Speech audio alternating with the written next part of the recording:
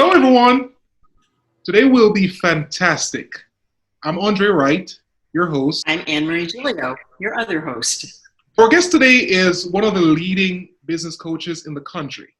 With over 30 years of business experience and having owned and operated 5 businesses, he has worked in very small entrepreneurial companies as well as large public companies. He has managed departments ranging in size from 1 to over 500 employees and has positions in sales, finance, marketing, IT, planning, business development, and legal. Today we are blessed to have Mr. Jeff Smith, board certified business and executive coach. Hi, Jeff. How are you? Hello, Andre. Great to be with you this afternoon with both you and Anne-Marie. Thank you for having me. Our pleasure. We're blessed. We're blessed to have you, Jeff. So, Jeff, let's get right into it. Right? Tell us about your background and how you started in the coaching space. I was a business major in college. Graduated with a business administration degree. And coming out of college, I got one of the best pieces of advice I've ever gotten, which was from my father. And he said, if you can sell, you'll always have a job.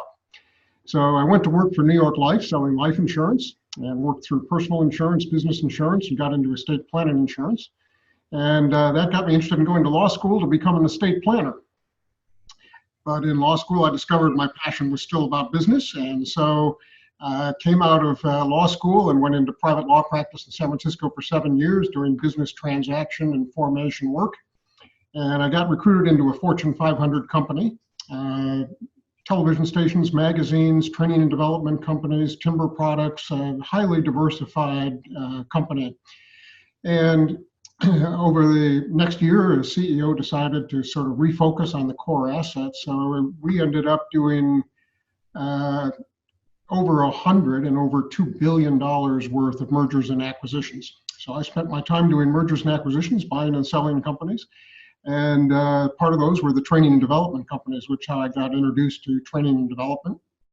And we had a sales training company, a customer service training company, a leadership training company, and they operated globally. And I was certified in the programs. I trained in a number of the programs, bought and sold a number of those companies, and helped lead that company around the world.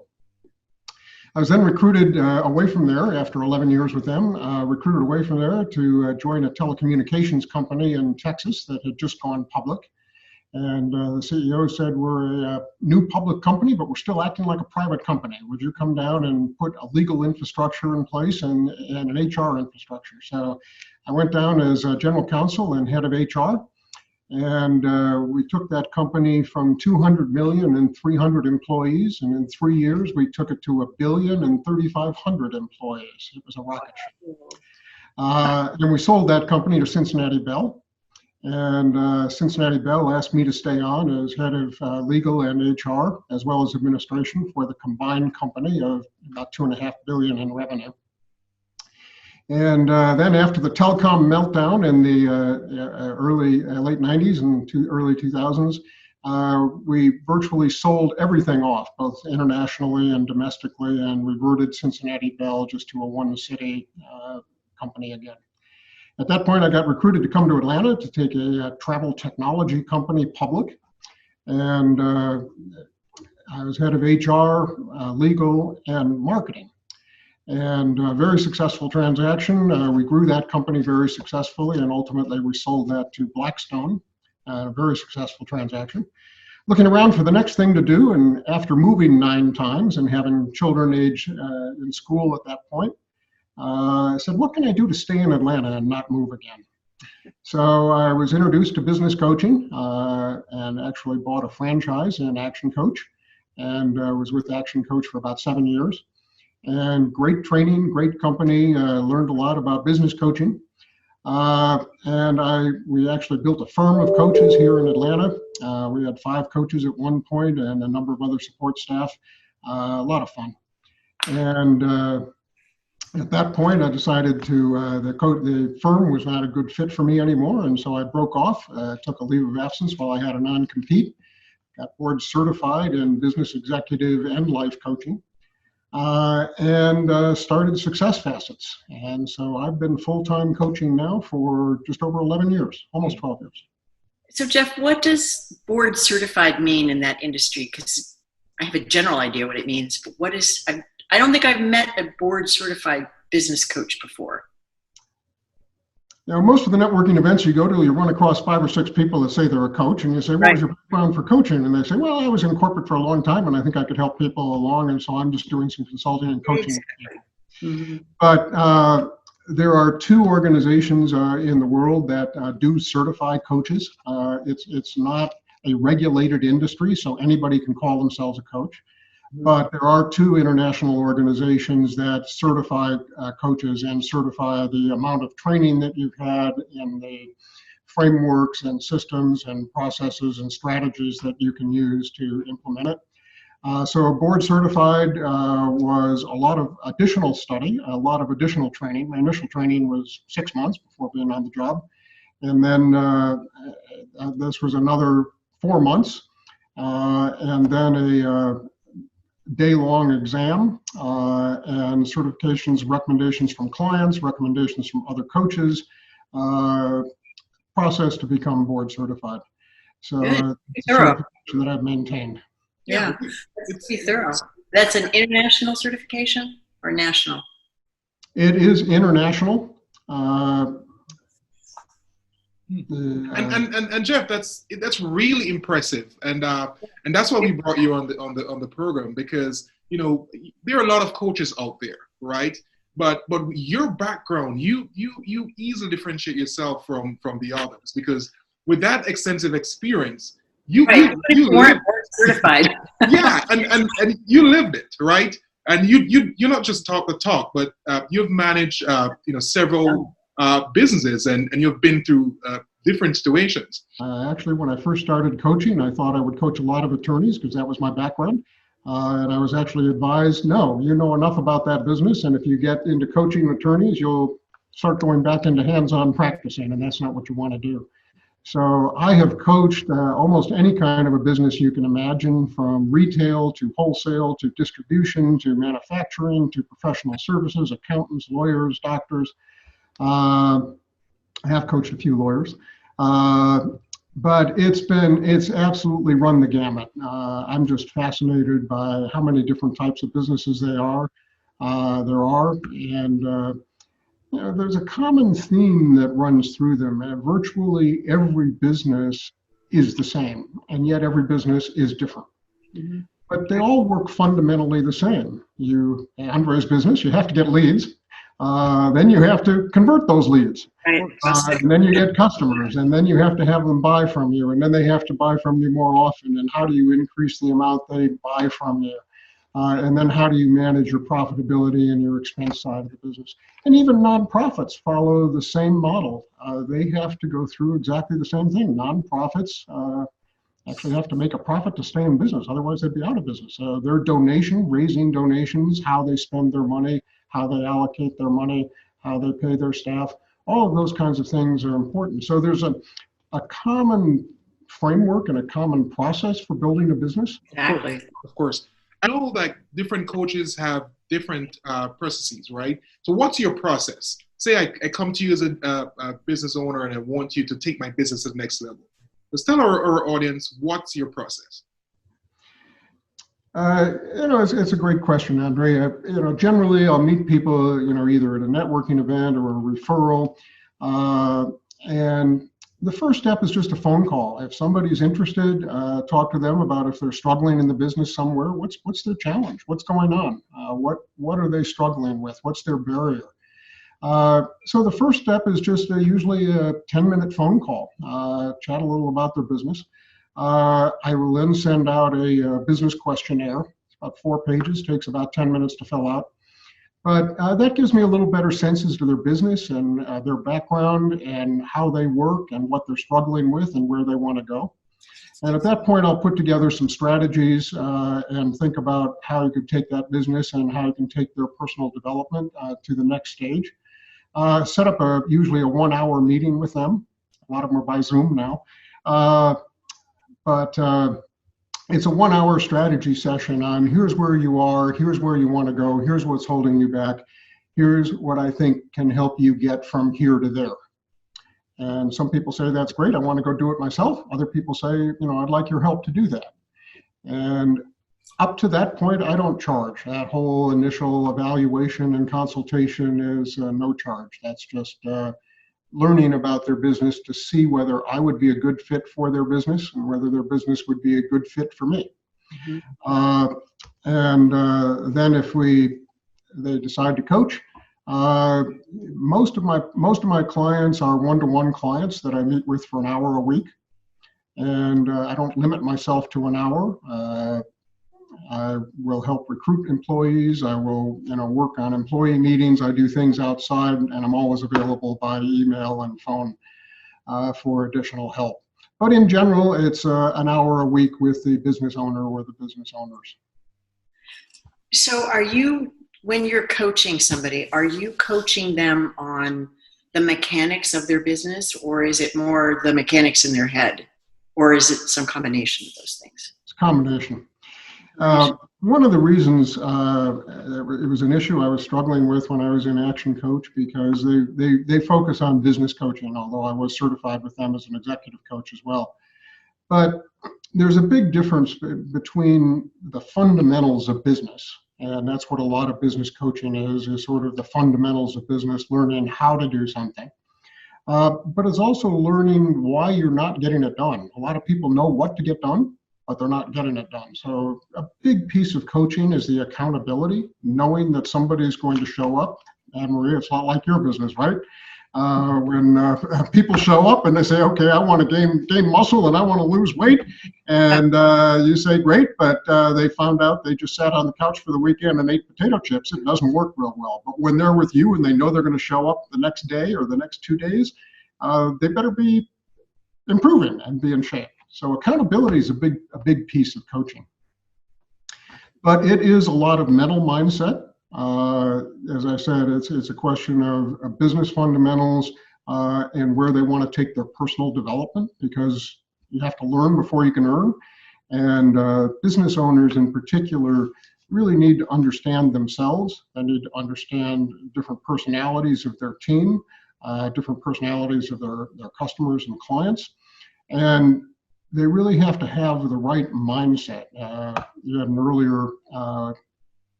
webinar on this, talking about the importance of mindset in business. And it is absolutely critical. And that's usually one of the first places we start is mindset. It is just so critical to success. Do you have sort of an overarching philosophy that you teach, or do you just tailor it to each client? I don't, unlike a lot of coaches, I don't have a set program.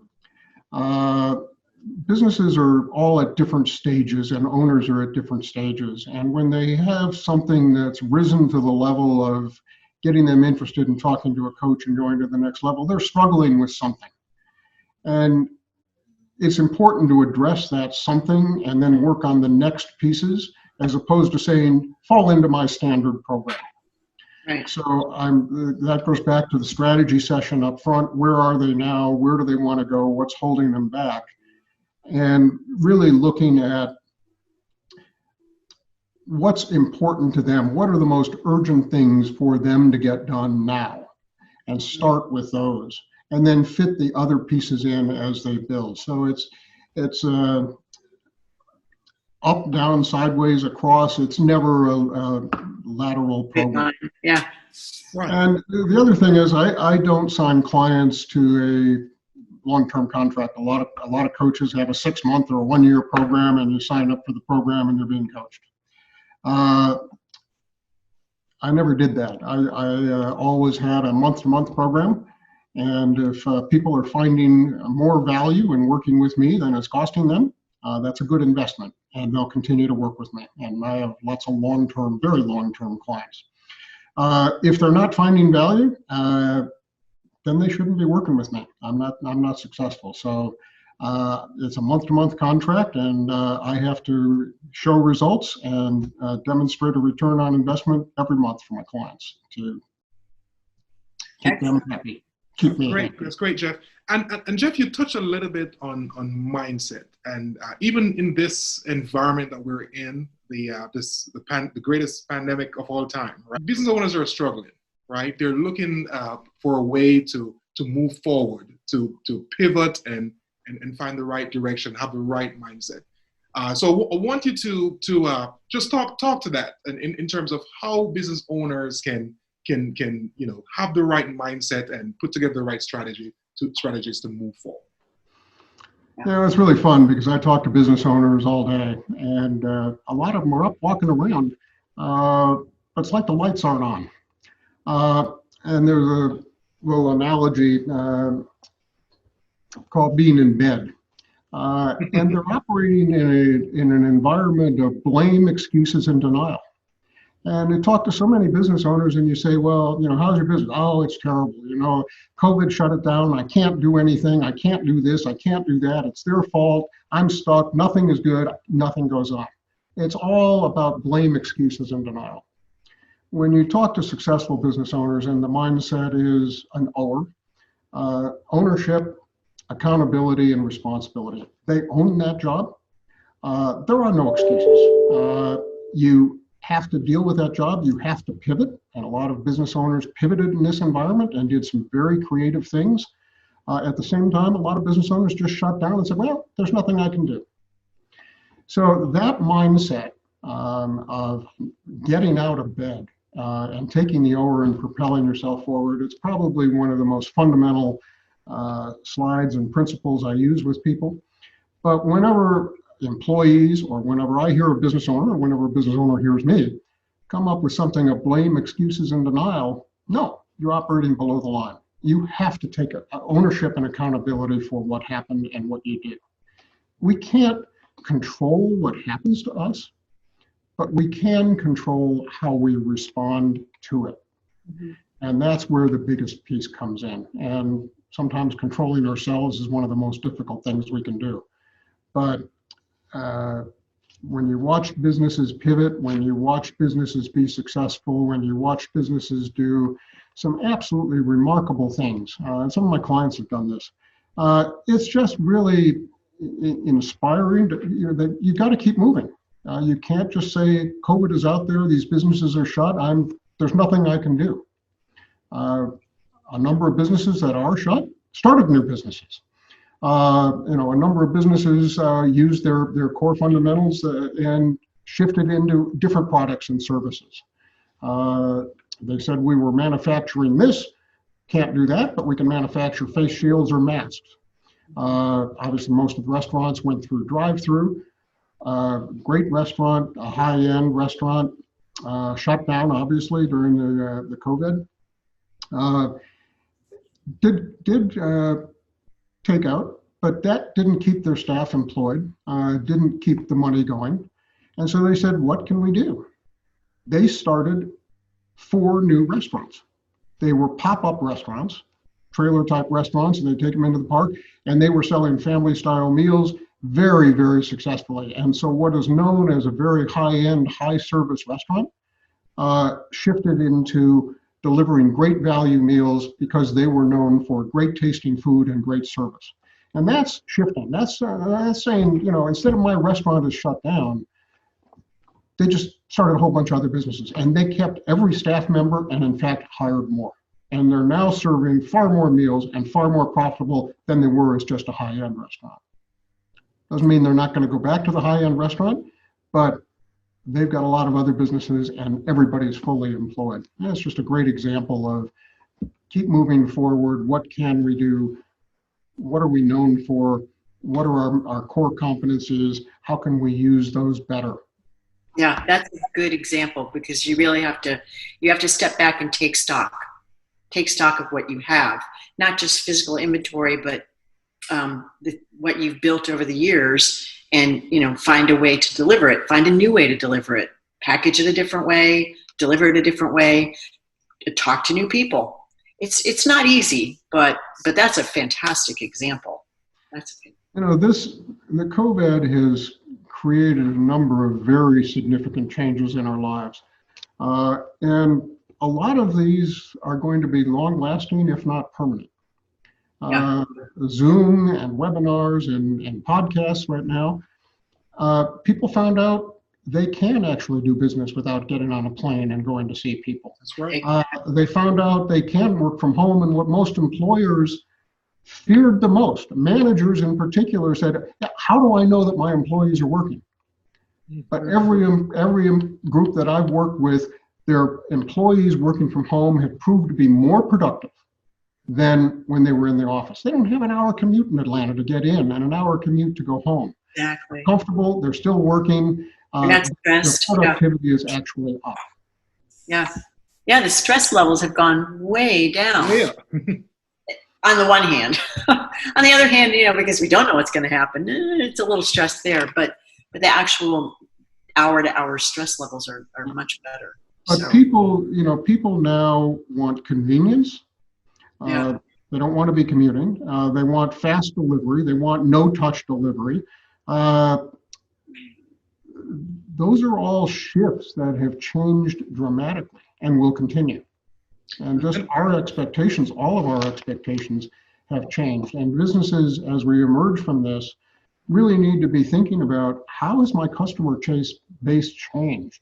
And what are their expectations now? No, as we come out of this, everybody's not going to go back to doing things the way they were. They found things that are better for them. Yeah, it's a You've seen this in your own business. You've done this in your business. Right. I think we've been through something. We're all transformed. So we are not the same people we were in February. Not the same. No one is. It's been interesting to watch people go through shelter in place. Mm-hmm. Broad brush, and I don't want to overcharacterize it, but the introverts, I happen to be one of them, absolutely loved this. This was not a change in my lifestyle. This was fabulous. This was great. I'm sitting at home. I'm in a wonderful setting here. We've got the backyard and space outside and a large place to wander around. And food is delivered to the door, and you can get Amazon, and you go to the grocery store once a week to get things. This is great. Now, the extroverts and the people, the people that really thrive off of being with people, when they're cooped up by themselves like this, they are absolutely at wit's end. And so across a company, the stress levels of various employees and how they're reacting to it, and managing teams and recognizing where your employees are in that process and how can you help them reconnect. The people that need people, how can you help them reconnect in this environment? How can you stay in touch with them? How can you relieve some of their anxiety of just being by themselves? So it's another change, but right now communication with employees, working with employees to address their needs and concerns, because some of them it's a very fragile environment for some people right now. No, of course. And Jeff, I know you touched on shift and pivoting and different things that are happening in businesses, right? But what I wanted to ask you, because as a business owner, sometimes we make certain mistakes and don't even know that we're making these mistakes. So what I wanted to ask you, what are some of the common mistakes from your standpoint that you have seen business owners make? That's a good question. The first is getting into business the wrong way. A lot of people go into business because they're a great hairdresser, and so they open a salon. And this is very typical. But now all of a sudden they find out that they're responsible for sales, God forbid, marketing, payroll, the website, administration issues, tax issues, all the rest of the stuff. And their mind is just absolutely spinning. And they don't realize that running a business is different than doing something very well. They're very different skill sets. And you have to be able to develop those skill sets, and you actually have to be able to manage those skill sets. So one of them is to learn about how to do that in a simplistic way. You don't need to be the world's greatest accountant to start in this. but you have to do some level of finance. You don't have to be the world's best salesperson, but when you start your own business, until something sells, nothing else happens. You can have the best widget in the world or the best service in the world, but until people know about you and until you can sell something, you have nothing to do and you'll be out of business. So a lot of people become overwhelmed with all the details and they're looking at, wow, there's so much stuff to do. So I was working last week or two in a new business, and they said, well, when I get my license in about 3 weeks, I've got to do all these things. And I said, no, do all those things now so that the day you get your license, your doors are open and you're in motion. Don't delay yourself another 3 weeks. And that's another common mistake people make is putting things off. That goes back to an excuse or denial. Well, I can't do anything until I have my business license, and so therefore I can't do anything. Well, there's a lot you can do. So that's certainly one. Not understanding the sales process, not understanding how to go about bringing customers on board, how to provide great customer service, how to hire employees. Oh my gosh. Most people really don't know how to hire people. And It's true. Collecting resumes and trying to do an interview from your bootstraps, it doesn't work. It's terrifying the first time you do it. I remember the first time I did it, I didn't sleep that night. Very scary. So as tough as hiring people is, it's also tough firing. Been there, done that. Yeah. Another one is people will hang on to bad employees too long. Yeah. They don't know how to find a good employee. And when they do, they may not be doing enough to keep a good employee. And it's just like customers. People who provide poor customer service, or they're churning through and they've got a high churn factor in their customer base. Something's wrong in that business. It's 6 times less expensive to keep your current customers and have them buy more from you and to sell them other things than it is to go find a new customer. Exactly. So many businesses are wrapped up in, well, I just got to go get the next one, the next one, the next one, even though all these people are falling off the back of the truck. So it sounds like what you're saying, most business owners, when they're first starting out, what they lack is an education in business management. They don't have any business, they just don't have the education. They have that skill or that thing. It's that old, if I build it, they'll come, No, they won't. Yeah. But that's not something that most people want to study, which is the thing that's I can't help them be a better plumber or a better electrician or right. As far as going, you can help them with that. Yeah, you can. I can't help them with the skill sets of what they need to do to be more successful in their business. You're there for them. And for me and my business, Jeff, I know the importance of having a coach, right? And I tell myself all the time, I should have done it earlier. So I want to tell our audience, why should business owners invest in a business coach at this time? One of my favorite quotes was from Eric Schmidt, the CEO of Google. He said, the best advice I ever got was get a coach. And it was a board member that told him that. And he said, my reaction was, why? What am I doing wrong?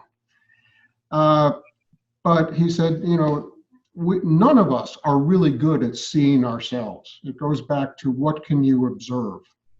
And when I'm in a group setting or when I'm working with a business owner, they think their communication is coming across one way when it may be coming across another.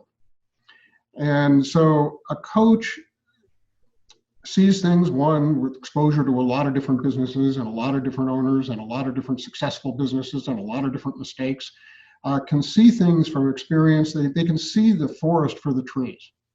And when you're down in the weeds, every day you're fighting fires, it's very hard to see that perspective. So a coach provides that perspective. A coach provides the challenge, provides the education, but it also provides the challenge. This is what you were going to do and you didn't get it done. Why not? Let's talk about that. What would it take to get that done? Yeah. So I was actually working with a real estate agent a number of years ago. And part of in their company, what they know makes people successful is making 10 cold calls a day as a new agent to start getting listings. He hated doing cold calls. So, very simple solution. Every day by 6 o'clock at night, I had to have an email that said I got my 10 calls done. Sometimes I got it at 2 in the afternoon, sometimes I got it at 4 in the afternoon, sometimes I got it at 6:05. But that daily accountability. And then it became a habit. Right now, very, very successful agent. So that's true for most business owners. What am I doing? What are I'm prioritizing these things. These are the things I'm working on. Most business owners, and particularly when I start working with them, time management is probably the most common problem. They're working too many hours for too little money, and their answer to that is work more hours to make more money. It doesn't work that way. Getting people back to a reasonable lifestyle where they're working 40 hours a week or 35 hours a week or 30 hours a week and making more money than they were before and enjoying life more. That is a success. Of course. I know we're coming to the end of the program, but you mentioned this to me before about not having a to-do list. I want to tell our audience why we should not have a to-do list. A to-do list is a long list of procrastinations, all the things you haven't gotten to, and you look at that list and it's just overwhelming and it's too depressing. And I haven't done that in weeks, and I'm probably not going to do it for weeks more. But a very simple solution to that is to just schedule it. So instead of saying I need to file a tax return on the calendar, block out a 2-hour period of time and say that's when I'm going to work on my tax return. And so any of the key things you take on, if you actually schedule them as opposed to making a to-do list, you'll find out that one, you're not going to take on as much, because when you look at your calendar, there is no more time. You're going to be much more careful about what you do take on, and that it's going to be a real priority for you and your business. And 3, you're going to find out that you actually do it, because when you wake up in the morning and look at your calendar, you can say, okay, first hour and a half today, this is what I'm working on. It's there. That's great, because I know for me, if it's not on my calendar, I'm not going to do it. Exactly. And I remember going through that. I had lists everywhere at one point. It's just, you have to get over that. Pages and pages of to-do lists, but they aren't getting done. So they're depressing. That's a good way out of it. No, definitely. And what can business owners do right now? If you could give us 3 strategies, what can they do now as we reopen to maintain and improve growth? Well, number 1 would be to get a business coach. Of course. That's the second one. Again, a little bit depends upon the business owner and what they need. Some of the business owners right now, it's been a long siege and they're a little cash strapped. How can we get cash into the business? So I've worked with several clients on accelerating cash into the business, and there's a number of ways to accelerate cash coming into the business even before the service is provided. So if it's cash in the business, those are some things that can be done. Changing their distribution and their customer service models and how they go about doing that to retain customers and find out really what customers are looking for in this environment.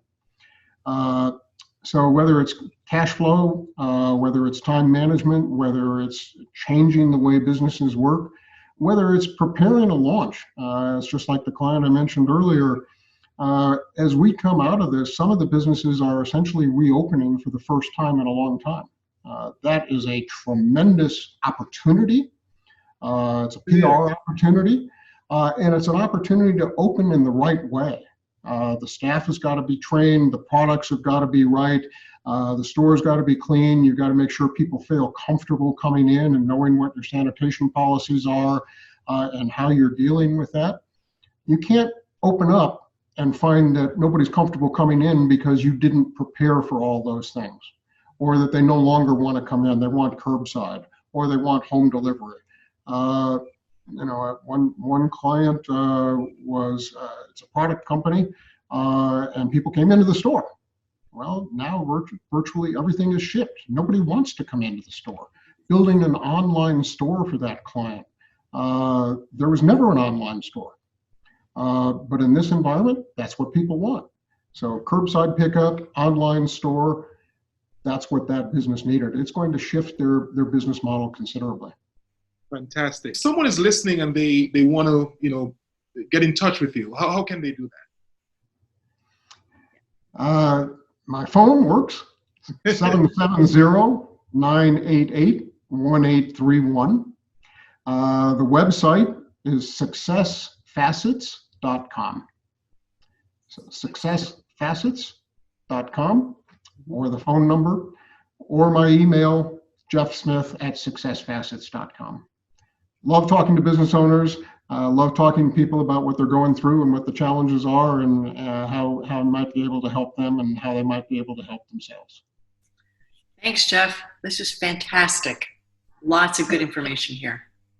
Thanks, Anne-Marie. Thanks, Andre. It was a pleasure being with you today. This was really great. It was a pleasure, sir. Thank you so much, and hope you can Be come safe back out there. in the future. Be safe. Thank you.